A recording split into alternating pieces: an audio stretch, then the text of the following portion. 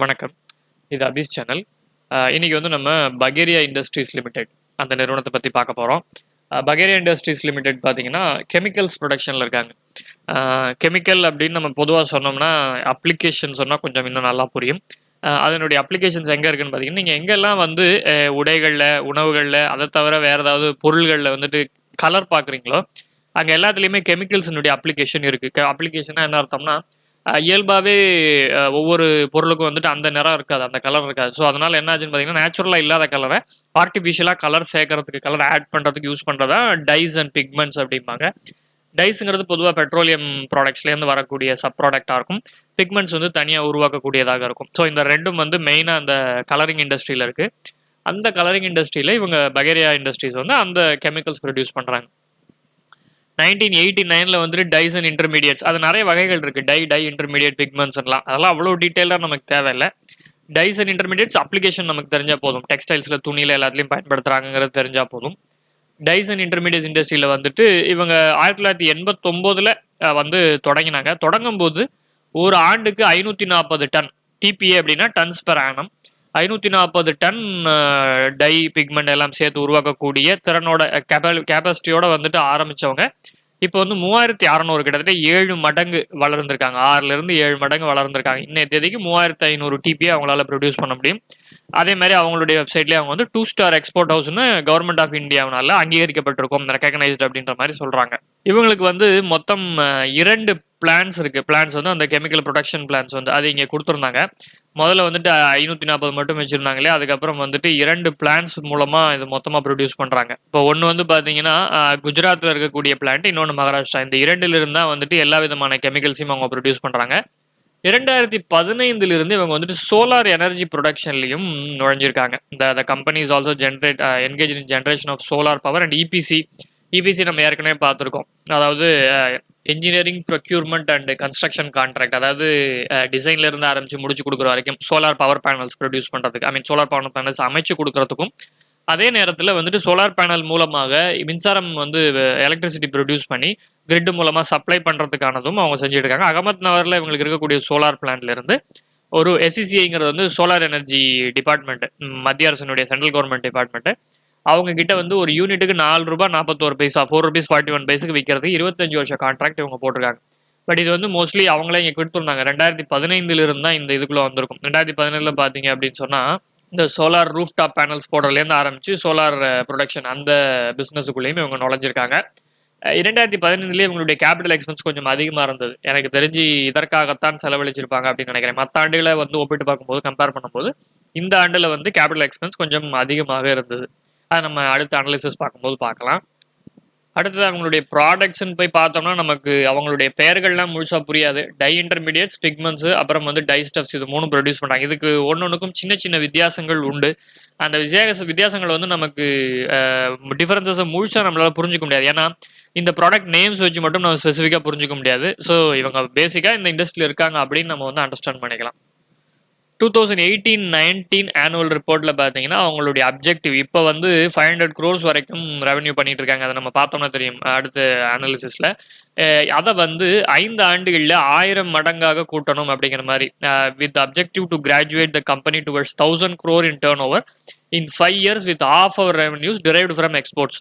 இப்போ இருக்கிறத விட 50% வந்து எக்ஸ்போர்ட்ஸ்லேருந்து வரக்கூடிய அளவுக்கு இப்போ வந்து குறைவாக தான் பண்ணிட்டு இருக்காங்க. பட் இன் ஃபியூச்சர் வந்து 5 வருடங்களில் 50% வந்து எக்ஸ்போர்ட்ஸ்லேருந்து வர்ற மாதிரி பிளான் பண்ணணும் அப்படின்னு சொல்லியிருக்காங்க. ஒருவேளை நீங்கள் இந்த கம்பெனியில் வந்து இன்வெஸ்ட் பண்ணுறீங்க அப்படின்னு சொன்னால் 5 வருஷத்தில் இதை பிளான் அச்சீவ் பண்ணியிருக்காங்களான்னு நம்ம செக் பண்ணி பார்க்கலாம். 5 வருஷம் கழிச்சு அப்படி பண்ணியிருந்தாங்கன்னா மேனேஜ்மெண்ட் இஸ் ஹைலி கேப்பபிள். அவங்க வந்து மேனேஜ்மெண்ட் வந்து சொன்னதை செய்யறதுக்கு முயற்சி செய்கிறாங்க அப்படின்னு நம்ம புரிஞ்சுக்கலாம். இது வந்து அவங்களுடைய ரெவென்யூ, எபிட்டான்னு சொல்லக்கூடிய earnings before interest, taxes, depreciation and amortization, அந்த இது, அப்புறம் நெட் ப்ராஃபிட், இதெல்லாம் வந்து எந்த வகையில் 5 ஆண்டுகளில் அதனுடைய ட்ரெண்ட் எப்படி இருக்குது அப்படிங்கிறத காமிச்சிருக்காங்க. இது கிராஃபிக்ஸ் வந்து அந்த ஒரு டெஸ்ட் டியூப் மாதிரி போட்டிருக்காங்க கெமிக்கல்ஸ் அப்படிங்கிறதுனால. இதில் பார்த்தீங்கன்னா உங்களுக்கு பார்த்தாலே இந்த இதில் என்ன அட்வான்டேஜ்னா கிராஃபிக்ஸை பார்க்கும்போதே இதனுடைய அளவு வந்து கூடுறது குறையதெல்லாம் நமக்கு ஓரளவுக்கு பார்க்க தெரியும். ஸோ அந்த வகையில் பார்த்தீங்கன்னா 14-15 ரெவென்யூ வந்து 415 கோடியாக இருந்தது. அப்புறம் 240 கோடியாக குறைந்து திரும்ப 384 கோடியாக கூடியிருக்கு. காரணம் என்ன அப்படின்னு சொல்லி நம்ம அனலைஸ் பண்ணி பார்த்தா தான் தெரியும். பட் 15-16 டோட்டலாகவே ரெவென்யூவும் குறைஞ்சிருக்கு, எபிட்டாவும் குறைஞ்சிருக்கு, நெட் ப்ராஃபிட் எல்லாமே வந்து குறைஞ்சிருக்கு. ஸோ பேசிக்கலி சம்திங் வந்து ட்ரபிளிங் த இண்டஸ்ட்ரி 15-16ல் ஏதோ ஒரு ட்ரபிள் வந்து அவங்களுக்கு நடந்திருக்கு. இது சைக்கிளிக்கலாகவும் இருக்கலாம். இதற்கு முந்தைய 5 ஆண்டுகள் எடுத்து பார்த்தோம்னா இது மாதிரி திரும்ப ஏதாவது ஒரு ஆண்டில் இப்படி ஆகுனா இது வந்து இண்டஸ்ட்ரி வந்து கொஞ்சம் சைக்கிளிக்கலாக இருக்குது, இந்த பிரச்சனைகள் அப்பப்போ வரதுக்கான வாய்ப்பு இருக்குது அப்படிங்கிற மாதிரி நம்ம புரிஞ்சுக்கலாம். பட் எனிவேஸ் இப்போ வந்து நல்ல ஒரு நிலைமையில தான் கம்பெனி இருக்குது இந்த ரீசெண்ட் ஆனுவல் ரிப்போர்ட் படி பார்த்தோம்னா 2018-19ல். அடுத்ததான் நான் காண்பிக்கணும் அப்படின்னு நினச்சது பார்த்தீங்கன்னா ROC return on capital employed பார்த்தீங்கன்னா 67% இருந்தது, அப்புறம் வந்து குறைய தொடங்கியிருக்கு. ஏன் குறைய தொடங்கியிருக்குன்னா அப்புறம் கடன் வாங்க தொடங்கி இருந்திருப்பாங்க அப்படின்றது என்னுடைய அனுமானம். ஏன்னா 2015-16ல் தான் நான் சொன்னேன் அவங்க வந்து இதுக்குள்ளே வர ஆரம்பித்தாங்க சோலாரில். ஸோ அப்போ வந்து கொஞ்சம் கூடுதலாக கடன் வாங்க தொடங்கி இருந்திருக்கலாம். முன்னாடி கடனே இல்லாமல் இருந்திருக்கும் போது கேபிட்டல் தான் ஃபுல்லாக இருந்திருக்கும். அப்புறம் கடன் வாங்கும்போது அந்த லைபிலிட்டி சைடில் கடனும் கொஞ்சம் சேர்ந்துக்கிடும் போது கேபிட்டலில் வர்ற ப்ராஃபிட் குறைஞ்சிருக்கும். ஏன்னா அதனுடைய ஈக்விட்டியினுடைய பார்ட் குறைஞ்சிருக்கும் இல்லையா, அது குறைஞ்சி அதுக்கப்புறம் கொஞ்சம் கூடி இப்போ 29 பழைய நிலைமைக்கே வந்துட்டு இருக்கு. அடுத்த ஆண்டுகளில் இன்னும் வந்துட்டு கூடலாம். டெப்ட் ஈக்விட்டி ரேஷியோவும் பார்த்தீங்கன்னா 0.25 தான் இருந்தது, அதுக்கு அடுத்த வருஷத்தில் கொஞ்சம் குறைஞ்சிருக்கு, 0.16ன்னு குறைஞ்சி அதுக்கு அடுத்த வருஷமே 0.55ன்னு கூடிடுச்சு. அதாவது அந்த வருஷத்தில் அவங்க கொஞ்சம் டெப்ட் கொஞ்சம் அதிகமாக வாங்கியிருக்காங்க அப்படிங்கிற மாதிரி தான் தோணும். அதனால தான் ஆர்ஓசியும் இங்கே வந்து ரொம்ப குறைஞ்சி போச்சு. ஸோ 0.55 இப்போ இதனுடைய இம்பேக்ட் பார்த்தீங்கன்னா 0.55 2016-17ல் இவங்க வந்து கொஞ்சம் அதிகமாக கடன் வாங்கியிருந்தாங்க. 0.55 டெப்ட் ஈக்விட்டி ரேஷியோ கூடினதுனால 0.55ங்கிறது ஒரு பெரிய அலார்மிங்கான ஒரு விஷயம் இல்லை, பட் கூடியிருக்குங்கிற ட்ரெண்டுக்காக சொல்கிறேன். அதே நிலைமையில பார்த்தீங்கன்னா இன்ட்ரெஸ்ட் கவர் அப்படின்னு சொல்லக்கூடிய விஷயம் 2016ல் இவங்க டெப்ட் ஈக்விட்டி ரேஷியோ கூடியிருக்கு. அதனால 17-18ல் பார்த்தீங்கன்னா இவங்களுடைய இன்ட்ரெஸ்ட் கவரேஜ் வந்து குறைஞ்சிருச்சு. இன்ட்ரெஸ்ட் கவரேஜ் அப்படின்னா என்னன்னா நெட் ப்ராஃபிட் டிவைடட் பை அவங்க எவ்வளோ இன்ட்ரெஸ்ட்டுக்காக பே பண்ணுறாங்க அப்படிங்கிறது. இது என்ன மாதிரி புரிஞ்சுக்கணும் இது அப்படின்னு நான் பார்த்தீங்கன்னா நெட் ப்ராஃபிட் வந்து இப்போ ஒரு நிறுவனம் வந்துட்டு 100 ரூபாய் சம்பாதிக்கிறது நெட் ப்ராஃபிட்டானு வச்சுங்களேன்.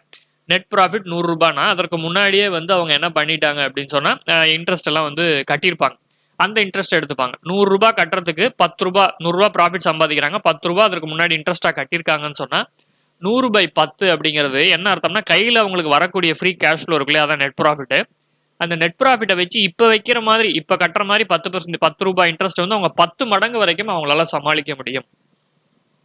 இது எதற்காக பார்க்கப்படுகிறது அப்படின்னா கம்பெனியினுடைய டெப்ட் வாங்கக்கூடிய கேப்பபிலிட்டி வந்து எந்த அளவுக்கு இருக்கும் அப்படிங்கிறதான். இப்போ 10 ரூபாய் தான் அவங்களுக்கு வந்து இருக்குன்னு வச்சுங்களேன், 10 மடங்கு அவங்களால இப்போ இருக்கிறத வச்சு சமாளிக்க முடியும்னா இன்னும் ஒரு 2-3 மடங்கு வந்து இதே மாதிரி கடன் கூட அவங்களால வாங்க முடியும், அந்த இன்ட்ரெஸ்ட் அவங்களால கட்ட முடியும் அப்படின்னு நம்ம புரிஞ்சுக்கிறதுக்காக.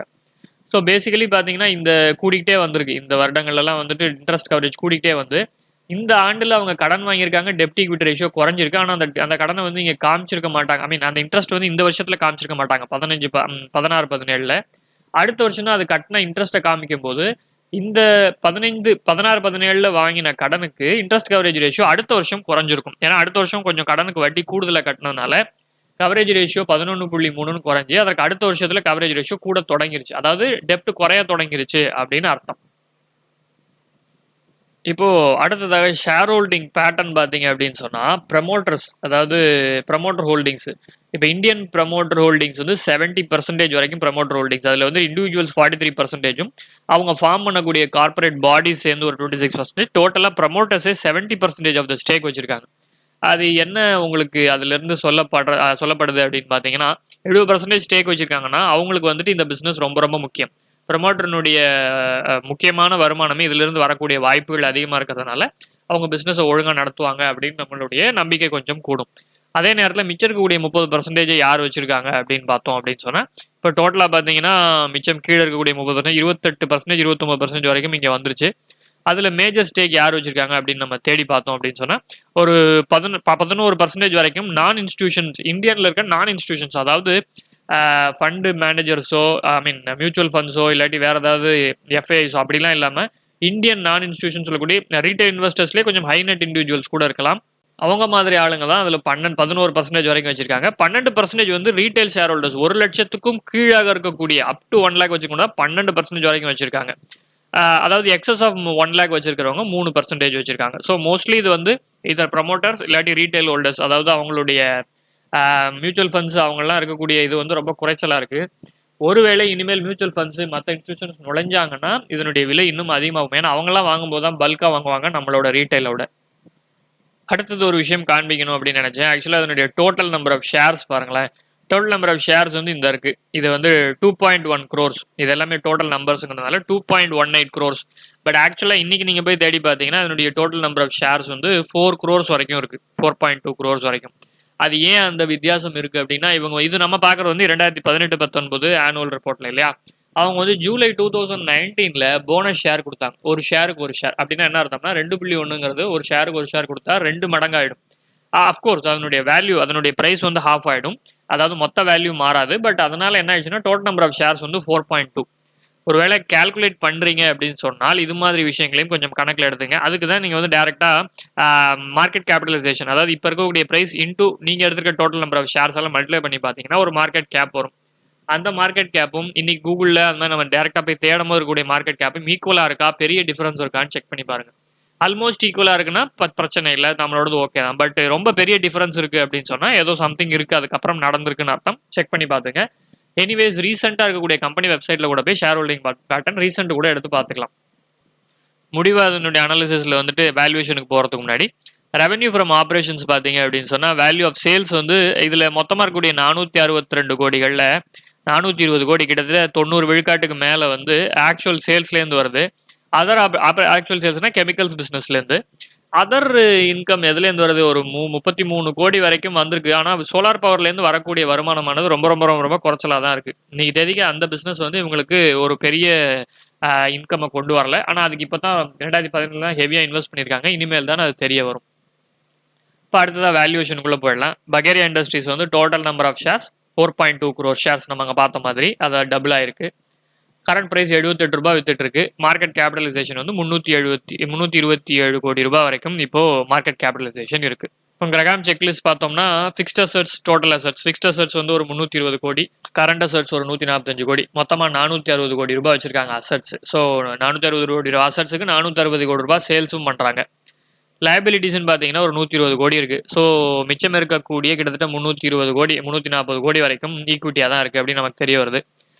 அதனுடைய நெட் வேல்யூ பார்த்தோம்னா 3.35. ஸோ அந்த கிரைட்டீரியா சாட்டிஸ்ஃபை ஆகலை. ரெவன்யூ வந்து 460 crores பண்ணுறாங்க. அது வந்து 200 crores விட 2 மடங்கு. So okay. அடுத்தது இந்த கிரைட்டீரியா கரண்ட் அசெட்ஸ் வந்து 145, லைபிலிட்டிஸ் வந்து 73, ஆல்மோஸ்ட் ஈக்குவல். அது வந்து 145 இருக்கிறதுனால இங்கே இந்த கிரைட்டீரியா நோன்னு காமிக்குது. 146 இருந்தால் எஸ்ன்னு காமிச்சிடும். ஸோ ஒரே ஒரு கோடிக்காக இது வந்து ஃபைனான்சியல் ஸ்டெபிலிட்டி இல்லை அப்படின்னு நம்ம சொல்ல முடியாது. ஸோ ஃபைனான்சியலி ஸ்டேபிள் தான். கரண்ட் அசெட்ஸ்லேருந்து கரண்ட் லைபிலிட்டிஸை கழிச்சா ஃபைனான்ஷியல் லைபிலிட்டிஸை வந்து ஹேண்டில் பண்ண முடியுமான்னு பார்த்தா அந்த criteria yes. So financially company stable, நல்ல சேல்ஸ் பண்ணுறாங்க.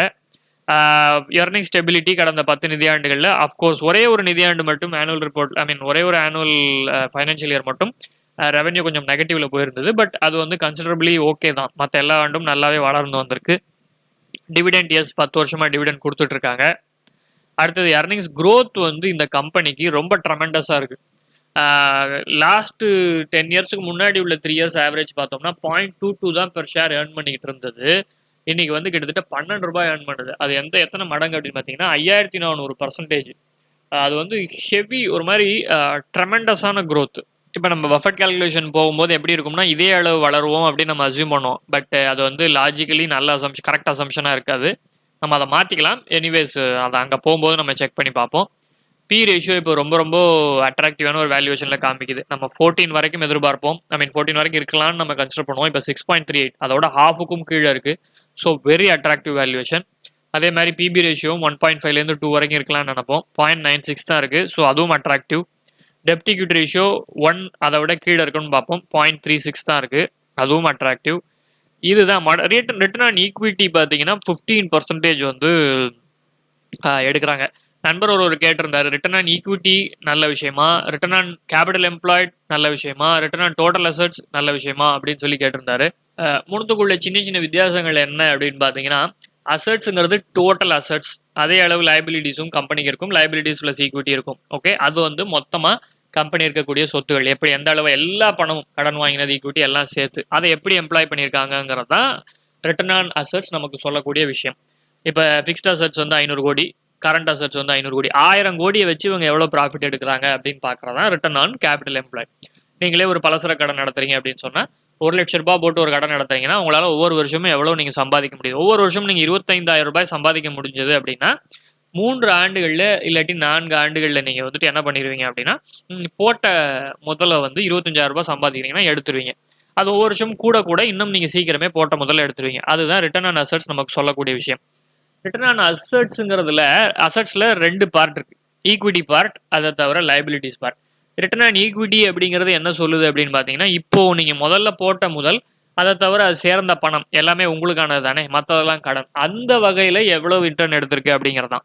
அதாவது என்ன அர்த்தம்னா, இப்ப நீங்க 1,00,000 நீங்க போட்டு ஆரம்பிக்காம ரூ. 50,000 கடனும், ரூ. 50,000 முதலும் போட்டு ஆரம்பிக்கிறீங்க அப்படின்னு சொன்னா, ரூ. 50,000 முதலுக்கு அது எவ்வளவு வந்து சம்பாதிச்சு குடுக்குது. ஏன்னா, over the course of time கடன முழுசா கட்டிட்டீங்க அப்படின்னா, ஒரு கட்டத்துக்கு மேல ரிட்டர்ன் ஆன் கேபிட்டல் எம்ப்ளாய்டு உங்களுக்கு அருமையா இருந்ததுன்னா, உங்களுக்கு மொத்த பணமும் உங்களுக்கு தான். அதுதான் return on capital employed I mean return on equity சொல்றது. கேபிட்டல் எம்ப்ளாய்டு அப்படிங்கிறது என்ன அப்படின்னு பார்த்தீங்கன்னா, கரண்ட் லைபிலிட்டிஸை மட்டும் ஒதுக்கி வச்சுட்டு பார்க்கறது. கரண்ட் லைபிலிட்டிஸ்ங்கிறது பெரும்பாலும் வெண்டார்ஸுக்கு நம்ம கொடுக்கக்கூடிய கடன்கள், உள்வர்த்தக கடன்களா இருக்கிறதுனால, நம்ம போட்ட பணம், அதை தவிர வெளியே வாங்கின கடன், இந்த 2யும் மட்டும் கன்சிடர் பண்றது ரிட்டர்ன் ஆன் கேபிட்டல் எம்ப்ளாய்டு. 3க்கும் சின்ன சின்ன வித்தியாசங்கள் தான்.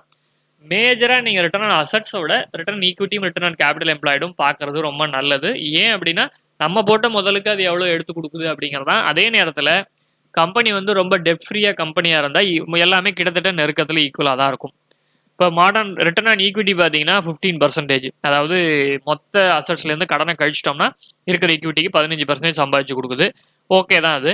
டோட்டல் அசெட்ஸை வச்சு அவங்க ஒரு 11% சம்பாதிக்குது.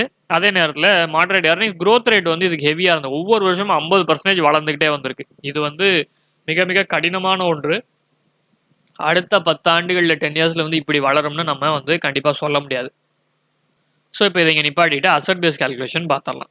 அசெட் பேஸ் கால்குலேஷனில் 4 வருஷம் ஆவரேஜ் ரெவன்யூ எடுத்திருக்கேன். 365 கோடி ரூபாய் வந்து பண்ணுறாங்க. சமீபத்திய நிதியாண்டில் வந்துட்டு 462 crores பண்ணினாலும் ஆவரேஜ் வந்து 365. எக்ஸ்பென்சஸாகவே 297 crores போயிடுது.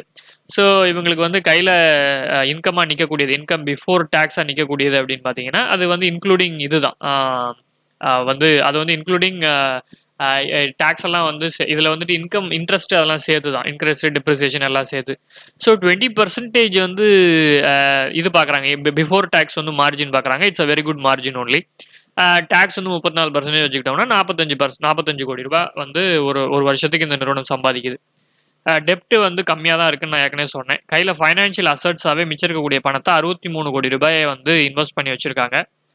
கையில் வச்சுருக்காங்க, கேஷ் இன்வெஸ்ட்மெண்ட் எல்லாம் சேர்த்து. டெப்ட் ஒரு 120 கோடி ரூபாய்க்கு இருக்குது. பட் அதில் வந்து கரண்ட் லைபிலிட்டிஸ் மட்டும் தான், லாங் டேர்ம் லைபிலிட்டிஸ் சுத்தமாக இல்லை. கரண்ட் லைபிலிட்டிஸும் 23 கோடி. அடுத்த வருஷத்துலேருந்து லிட்டரலி டெப்ட் ஃப்ரீ ஆயிரும் அப்படின்னு நினைக்கிறேன். ஒருவேளை கடன் நம்ம கன்சிடர் பண்ணிக்கிட்டோம் அப்படின்னு சொன்னால் ₹128 மதிப்பு. அதுவே இப்போ விற்கக்கூடிய விலை 78-80 ரூபாய்க்கு வந்து 40% மார்ஜினில் கிடைக்குது. இது வெரி குட் மார்ஜின். அதே நேரத்தில் இந்த கடனை தூக்கிட்டோம் அப்படின்னு சொன்னால் அப்போ வந்து இன்னும் 50% மார்ஜினில் கிடைக்குது. அதுவும் நல்ல மார்ஜின். இது நம்மளுடைய ரொம்ப சேஃபஸ்ட் வே ஆஃப் கேல்குலேஷன். அடுத்து பஃபட் கேல்குலேஷன் பார்க்கலாம். பஃபட் கேல்குலேஷனில் பார்த்தீங்கன்னா ஆவரேஜ் ப்ராஃபிட் வந்து ₹12 ஏற்கனவே பார்த்தோம் பெர் ஷேரு. கேபிட்டல் எக்ஸ்பென்ஸாக வந்து கிட்டத்தட்ட ₹9 போயிடுது. அதில் தான் நான் ஏற்கனவே சொன்னேன், கடந்த சமீபத்திய இந்த முன்னாடி உள்ள 2 நிதியாண்டுகளில் தான் 88, 74 அப்புறம் 28 கோடிலாம் இருக்குது. அதற்கு முன்னாடிலாம் நான் எடுத்து பார்த்தேன். அதனால தான் 6 வருஷத்துக்கு ஆவரேஜ் பண்ணி பார்த்தேன். அப்படி பார்த்தா முன்னாடிலாம் ரொம்ப குறைச்சலாக தான் செலவு இருந்திருக்கு. சமீபத்தில் இந்த சோலார் பிளான்ட்டுக்கு தான் ஹெவியாக செலவழிச்சிருக்காங்க. அதனால தான் 69% எக்ஸ்பென்ஸாக போகிற மாதிரி இங்கே நமக்கு காமிக்குது. பட் அப்படியே செலவழிக்கிறாங்களே நம்ம வச்சுக்கிட்டு மிச்சம் வந்து 30% வரைக்கும் தான் வந்து ஃப்ரீ கேஷ் ஃப்ளோ வருதுன்னு வச்சுக்கிட்டா கூட எர்னிங்ஸ் வந்து முன்னாடி 0.22 இப்போ வந்து 12. ஸோ 55 மடங்கு வளர்ந்துருக்குன்னு நம்ம காண்பிக்குது. அதை நம்ம பின்னாடி அட்ஜஸ்ட் பண்ணுவோம். பட் அப்படியே வச்சுக்கிட்டு நம்ம பார்த்தால் கூட இப்போ விற்கிற விலைக்கு அது வந்து கரண்ட் வேல்யூ 4850ன்னு காமிக்குது. ஏன் அது அவ்வளோ காண்பிக்குது? 55 மடங்கு வளர்ந்துருக்குன்னு நம்ம நினைச்சதுனால. இது வந்து ரொம்ப ரொம்ப ரொம்ப ஒரு பெரிய அசம்ஷன்.